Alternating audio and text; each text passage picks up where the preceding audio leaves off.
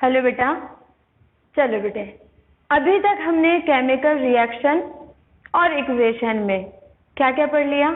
Chemical reaction की definition, chemical reaction कैसे लिखते हैं, उसके बाद केमिकल इक्वेशन क्या होता है, केमिकल इक्वेशन को प्रॉपर वे में कैसे लिखते हैं, राइटिंग ऑफ केमिकल इक्वेशन।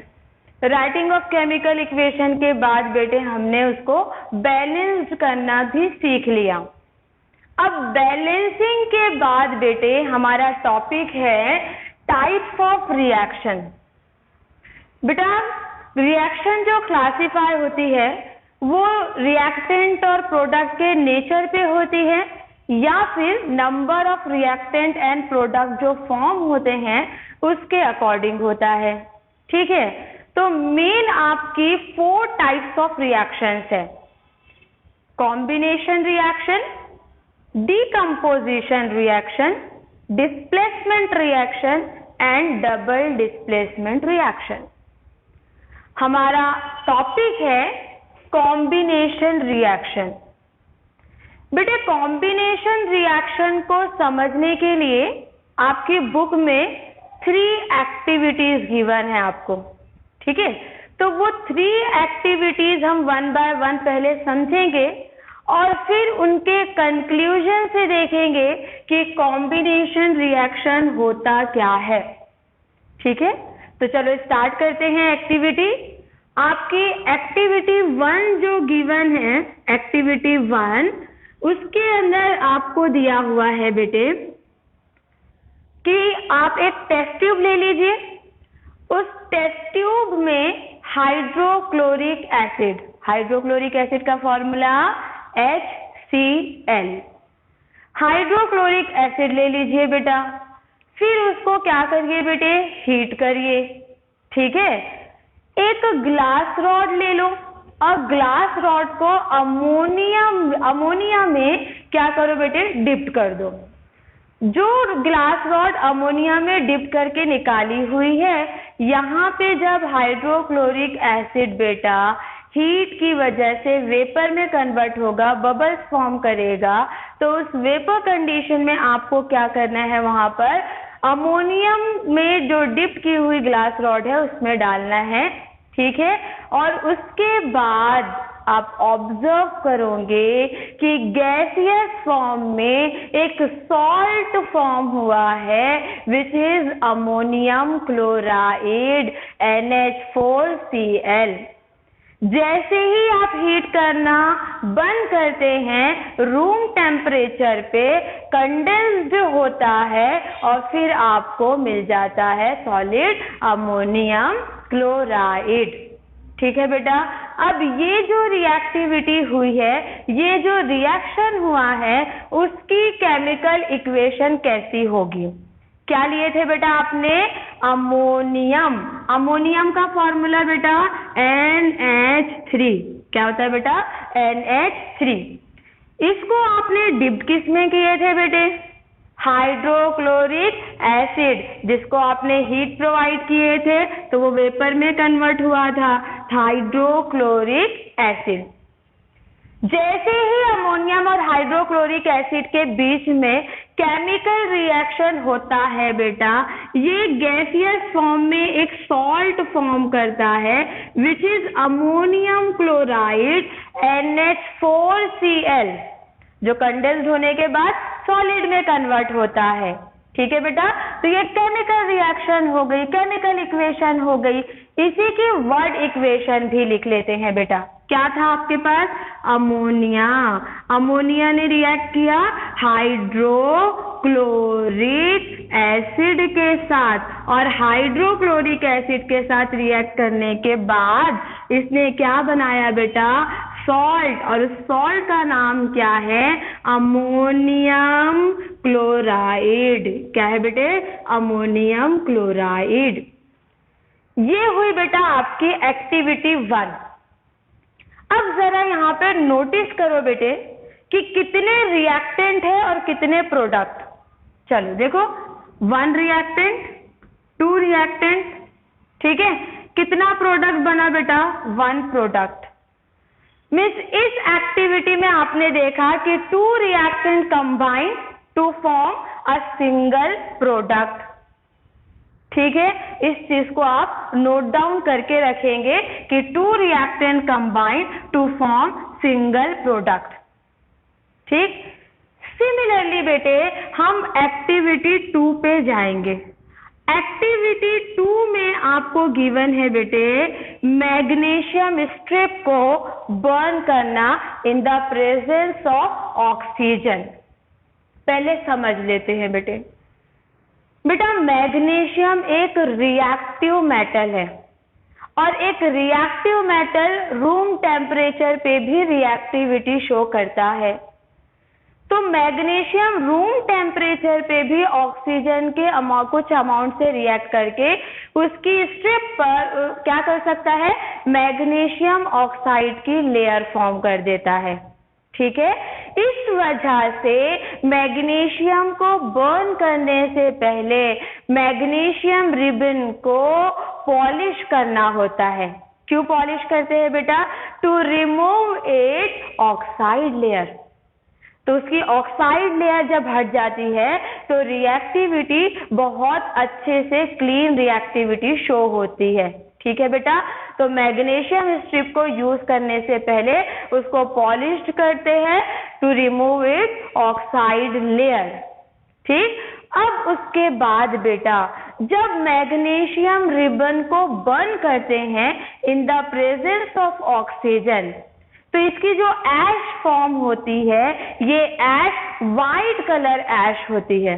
क्या होती है?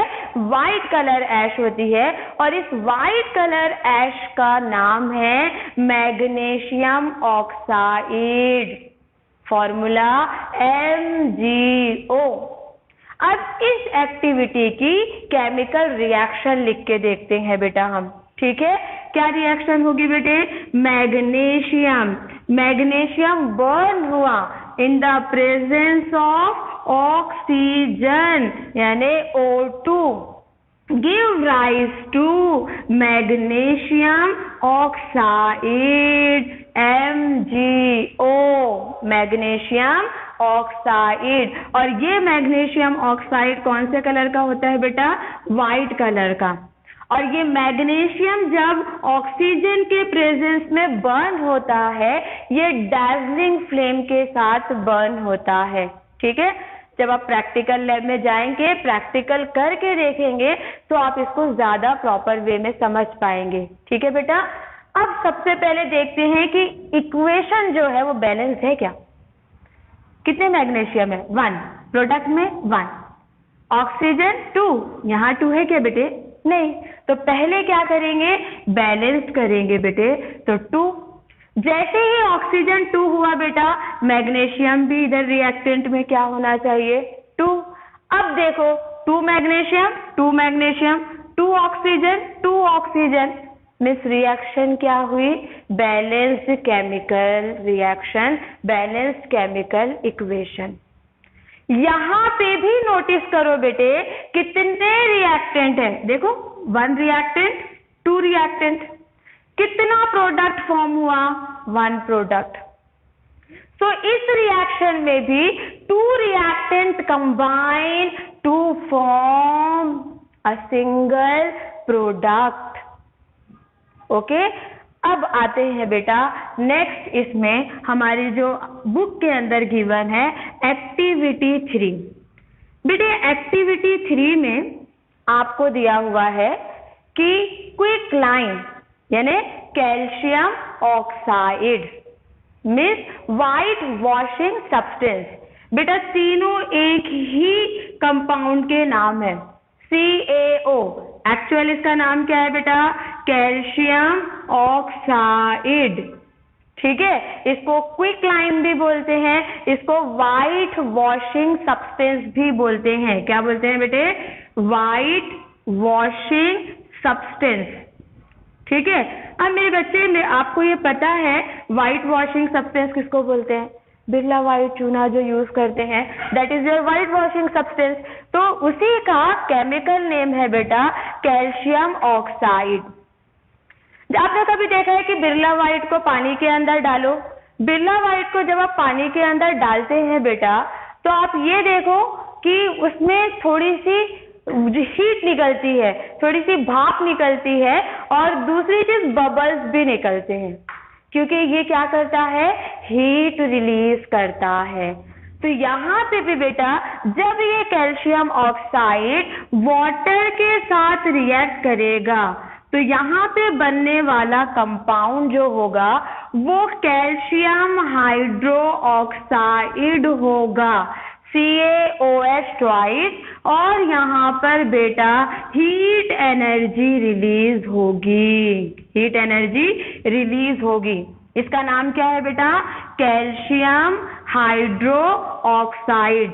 हर कंपाउंड के नेम आप लिखते चलेंगे, आपको बहुत इजी हो जाएगा, एग्जाम्स के वक्त में आपको लर्न करने की जरूरत नहीं पड़ेगी, ठीक है। तो ये हुई 3 एक्टिविटीज। अब ये नोटिस करो यहाँ पर भी बेटे कि कितने रिएक्टेंट यूज हुए, रिएक्टेंट 1, रिएक्टेंट 2, कितना प्रोडक्ट फॉर्म हुआ, 8 प्रोडक्ट 1 मीन्स। अब तीनों एक्टिविटीज को देखो, activity 1, 2 reactant combine to form single product, second activity 2 reactant combine to form single product, similarly activity 3, 2 reactant combine to form a single product. अब इन तीनों activity से क्या कंक्लूजन निकलता है बेटा, व्हेन 2 रिएक्टेंट कंबाइन, 2 और मोर देन 2 भी हो सकते हैं, तो व्हेन 2 और more reactant combine to form a single product is called combination reaction. When 2 or more reactants combine to form a single product is called combination reaction. ठीक है बेटा, तो कॉम्बिनेशन रिएक्शन की डेफिनेशन आप देखो बुक में भी गिवन है, आप लिख करके भी रखेंगे बेटे। तो डेफिनेशन क्या हुई है आप वो जरा सा देखेंगे, क्या हुई बेटे डेफिनेशन। तीनों एक्टिविटी के कंक्लूजन से आपने देखा कि 2 रिएक्टेंट यूज है और सिंगल प्रोडक्ट बन रहा है, तो डेफिनेशन क्या बनेगी बेटा, व्हेन 2 और more reactant combine in a reaction to form single product is called, yes, is called combination reaction, is called combination reaction। समझ में आया बेटा कॉम्बिनेशन रिएक्शन।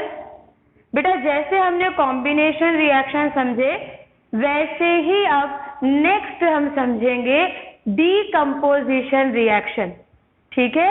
लेकिन कॉम्बिनेशन रिएक्शन के हर रिएक्शन की प्रैक्टिस आप बहुत अच्छे से करेंगे। और दूसरी चीज, different types of combination reaction आप सर्च करेंगे और लिखेंगे बेटा, ठीक है। तो पहले वर्ड इक्वेशन लिखना, फिर उसी का केमिकल फॉर्मूला यूज करके उसकी केमिकल इक्वेशंस लिखेंगे, ठीक है। तो इस तरीके से आपकी रिएक्शंस लिखने की प्रैक्टिस बहुत अच्छे से हो जाएगी, ठीक है। अभी आप घर पे हैं, अच्छे से आप लोग बहुत अच्छे से सर्च करके सारी इक्वेशंस लिख सकते हैं बेटा, तो जरूर लिखें और अच्छे से सारे टॉपिक को पढ़ करके उसको नोट डाउन करें, ठीक है बेटा। हमारी सेकेंड टाइप्स ऑफ रिएक्शन क्या है, decomposition reaction. First combination reaction, second decomposition reaction. बेटा जैसे कॉम्बिनेशन में 2 और मोर रिएक्टेंट कंबाइन होकर एक सिंगल प्रोडक्ट बनाते हैं, यहाँ पे उसी का अपोज होता है बेटा, यहाँ पे एक सिंगल रिएक्टेंट डिकम्पोज्ड होता है डिवाइड होता है और 2 और मोर प्रोडक्ट फॉर्म करता है।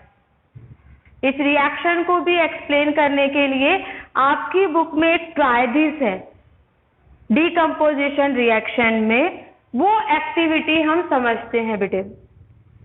आपको करना क्या है, एक इवेपोरेटिंग डिश के अंदर शुगर लेना है, ठीक है, और शुगर का केमिकल फॉर्मूला क्या है बेटा, C12H22O11। शुगर का केमिकल फॉर्मूला C12H22O11।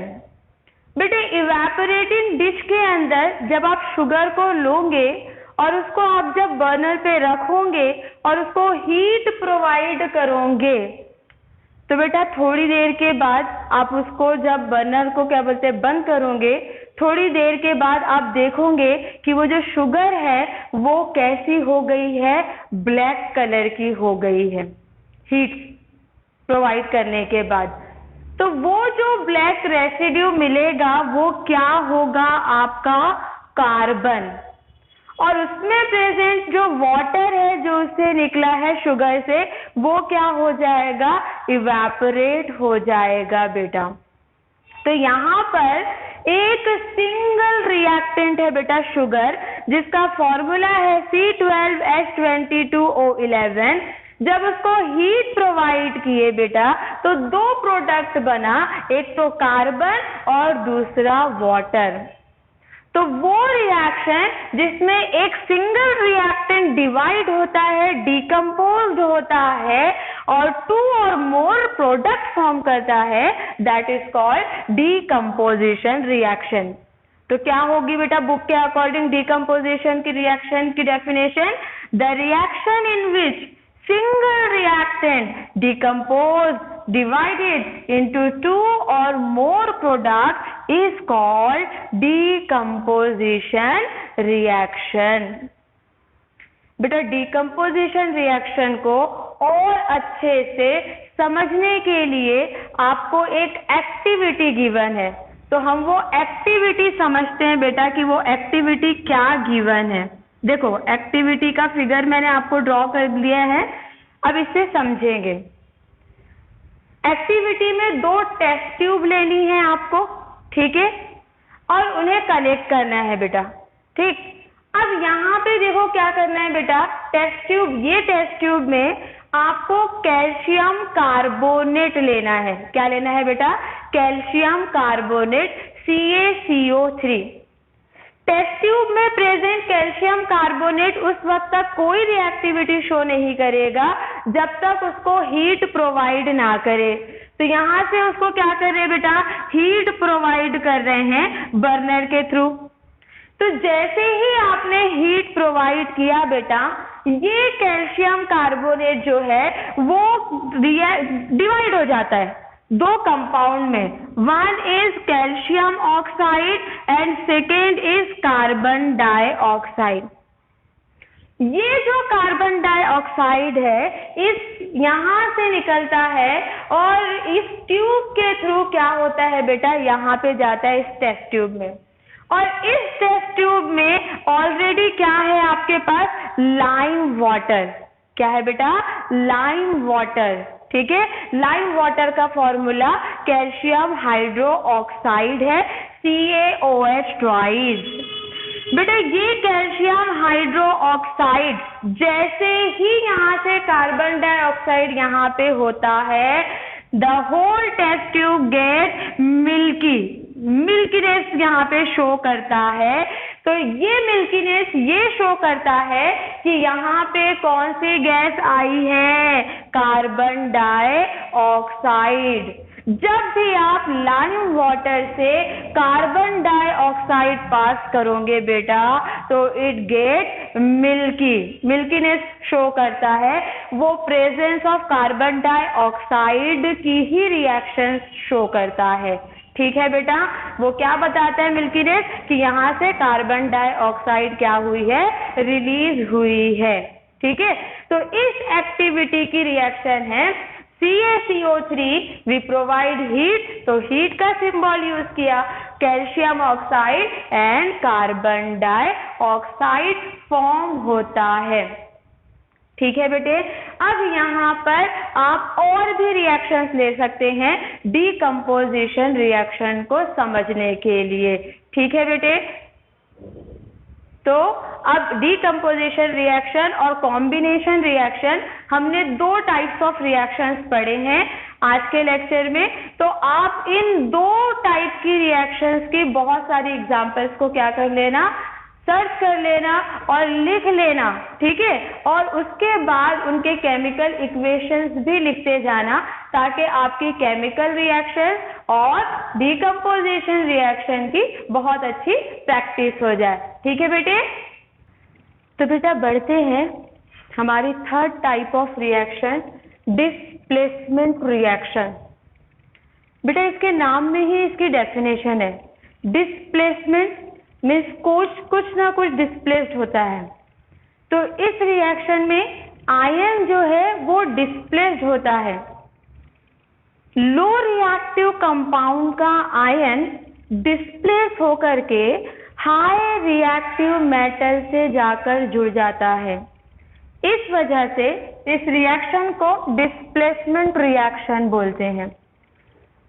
बेटा डेफिनेशन है, the reaction in which the place of ion of a less reactive element, ion of less reactive element is taken by another reactive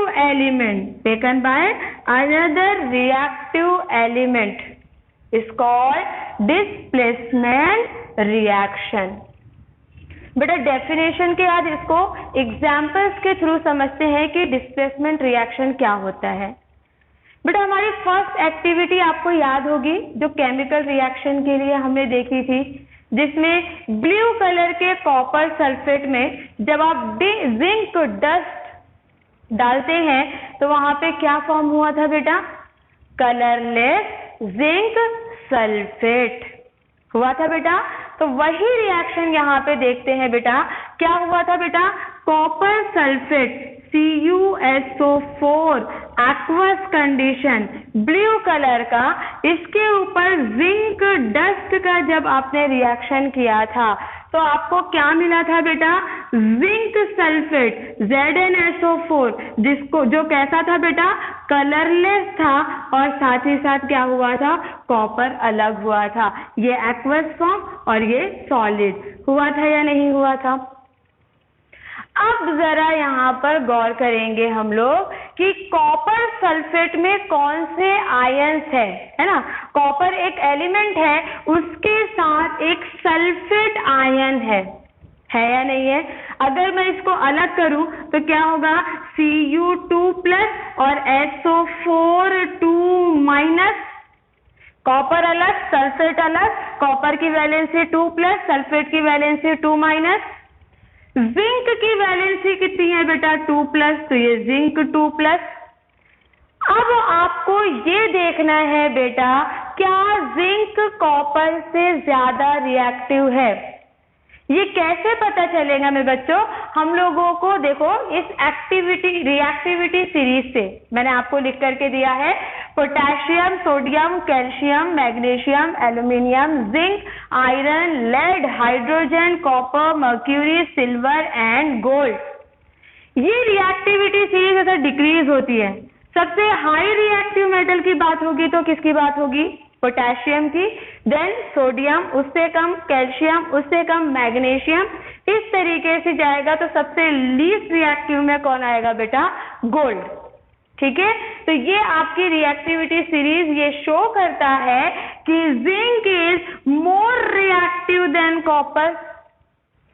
ऐसी condition में low reactive element का जो ion है वो displace होकर के मोर रिएक्टिव एलिमेंट के पास चले जाएगा। मीन्स कॉपर का जो सल्फेट आयन है ये डिस्प्लेस्ड होकर के किसके पास चला गया, जिंक के पास, और क्या बन गया बेटा, जिंक सल्फेट। इसे कहते हैं डिस्प्लेसमेंट ऑफ आयन यानी डिस्प्लेसमेंट रिएक्शन। अगर रिएक्शन ऐसी हो बेटे कि आपके पास सपोज करो आपको दिया हुआ है पोटेशियम नाइट्रेट KNO3, उसके ऊपर आप एलिमेंट ले रहे हैं सपोज करो कॉपर। अब बेटा बताओ कि क्या होगा, कॉपर नाइट्रेट फॉर्म होगा? नहीं। जरा रिएक्टिविटी सीरीज में देखो, potassium is highest reactive metal while copper is moderate reactive element, yes और नो? तो कॉपर कभी भी पोटेशियम के पास जो आयन है उसको डिस्प्लेस नहीं कर सकता। ऐसी कंडीशन में हम यहाँ लिखेंगे नो रिएक्शन, क्योंकि बेटा कॉपर कभी भी पोटेशियम से उसके आयन को डिस्प्लेस नहीं कर सकता। अगर ये रिएक्शन ऐसी होती बेटे कि copper plus copper nitrate CuNO3 twice और इसके ऊपर अगर पोटेशियम एलिमेंट आता तब ये रिएक्टिविटी होती। तब आपका यहाँ पे क्या फॉर्म होता बताओ जरा सा? पोटेशियम नाइट्रेट यानी KNO3 प्लस Cu, कॉपर अलग, बैलेंस कर लेते हैं बेटे यहाँ पर 2, तो यहाँ पे भी क्या लगेगा बेटा 2। ये रिएक्टिविटी नहीं हुई, ये रिएक्टिविटी हो रही है। क्यों? क्योंकि यहाँ पर कॉपर लेस रिएक्टिव एलिमेंट है, वो हाई रिएक्टिव एलिमेंट से उसके आयन को डिस्प्लेस नहीं करवा सकता, और यहाँ पे जो आयन है वो लेस रिएक्टिव एलिमेंट के पास है और उस पे अटैक कौन कर रहा है बेटा? High reactive element. तो ये आयन डिस्प्लेस होगा कॉपर से पोटेशियम के पास। और ये रिएक्टिविटी आपको पता कैसे चलेगी बेटा? इस रिएक्टिविटी सीरीज से, और ये रिएक्टिविटी सीरीज आपको नोट डाउन करके रखना है। तो डिस्प्लेसमेंट रिएक्शन क्या होता है बेटा? लेस रिएक्टिव कंपाउंड के पास जो आयन होता है वो डिस्प्लेस्ड हो जाता है जब उसके ऊपर कोई हाई रिएक्टिव एलिमेंट अटैक करता है। अगर हाई रिएक्टिव एलिमेंट के पास आयन है तो लो रिएक्टिव एलिमेंट उसे कभी भी डिस्प्लेस नहीं कर पाएगा।